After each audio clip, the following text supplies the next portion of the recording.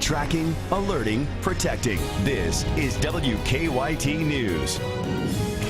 Good afternoon once again. We continue to track a breaking news alert out of Pulaski County. One person is dead, another injured in a stabbing in a school parking lot. More details coming in now. The stabbings happened around 8 o'clock this morning outside Meese Middle School in Somerset. Police say the person who died is the stabber and that the pair knew each other. WKYT's Phil Pendleton is live at the scene now with the breaking details and the new information. Phil? That's exactly right, Bill. Police are telling us that Marcos Popche died this morning about an hour after the stabbing at UK Hospital. Police say that he wanted to meet his girlfriend at Meese Middle School. Again, that all began around 8 o'clock this morning, shortly after Angie Rodriguez dropped off her child at the middle school. Police say her estranged boyfriend, Popche, wanted to meet her. She was in the driver's seat of her car. He was in the passenger seat when he passed her a note that basically said, "We are going to die," and that's when he stabbed her several times. It was at some point during the time of her reading this note, she became concerned for her safety and unbuckled her seat belt.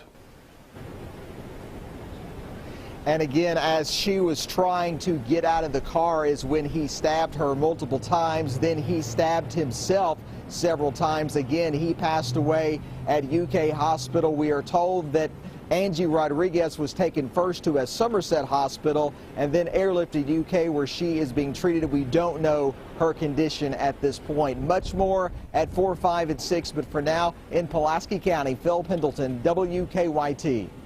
Phil, thank you very much. We understand that they had been recently separated and had no children in common between them. Across the nation, people are pausing to pay tribute to those who've served our country and are serving our country. Camp Nelson held its annual Veterans Day ceremony this morning. WKYT's Jerica Ensko shows us how they were honored. With thousands of veterans buried here, Camp Nelson National Cemetery is a place that many go to honor veterans and victims of all wars on Veterans Day. Men and women that have served their country. Veterans Day is an important holiday not only to veterans but Americans, with this day always being celebrated on November 11th, marking the last day of World War I. Noises like this. American flags and military uniforms are just a few things you can expect to hear and see at the Veterans Day service here at Camp Nelson. A couple hundred attend year to year, some families of veterans who have died, and even some veterans themselves. It's very important. We get a lot of great feedback.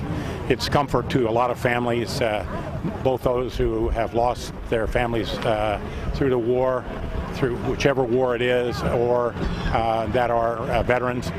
And veterans that have passed away.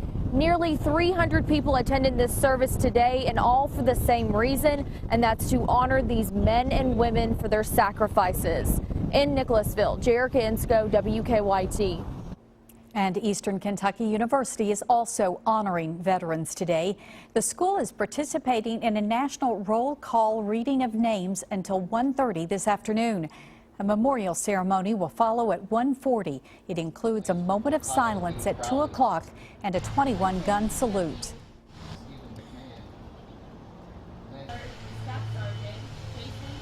And on this Veterans Day, soldiers are receiving groundbreaking treatment for PTSD and traumatic brain injuries here in Kentucky. The Intrepid Center opened at Fort Campbell in September. Private citizens paid for it and then turned it over to the Department of Defense. The center uses ancient yoga, acupuncture, and the latest in neuroscience to treat veterans, and soldiers say it works. Whenever I came here, I was not in a good place. I was angry a lot. I had memory problems. My work was suffering, my home life was suffering. And to look back on it and to look at where I come from, it makes me extremely happy. It is free for soldiers. There are currently 3 Intrepid centers, including the one at Fort Campbell. A fundraising effort is underway to build 6 more.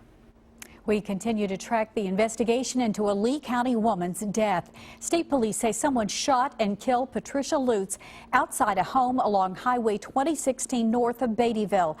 Police are looking for any information that can lead them to the shooter. Lute's body is in Frankfurt for an autopsy. The coroner hopes to have those results today. A burglar used a balcony to make his escape after an overnight break-in. The victim woke up to find a man in the living room of his apartment on East High Street around 3:30 this morning. When the victim confronted the burglar, he says the man went to the balcony, jumped over the railing, and ran off. It's about 15 to 20 feet above the ground. He got away with an Xbox and a couple of beers. A scam alert today out of Jessamine County. The Better Business Bureau says the owner of a floral shop received a call from a man telling him that he had not paid his Kentucky utilities bill. He was told his service would be cut off if he didn't pay using a Green Dot Money Pack card within 30 minutes. The owner checked his records and contacted KU, who confirmed that it was all just a scam. There may be a new way to fight macular degeneration. And new research shows what marijuana does to the brain. Ebony Williams has details in this Better Living report. The effects of chronic marijuana use on the brain may depend on the age a person first tries pot and how long they use it. That's according to researchers at the University of Texas. Doctors studied more than 4 dozen people who used pot 3 times a day. Cognitive tests showed users had smaller brain volume and a lower IQ, but that other parts of their brains worked harder.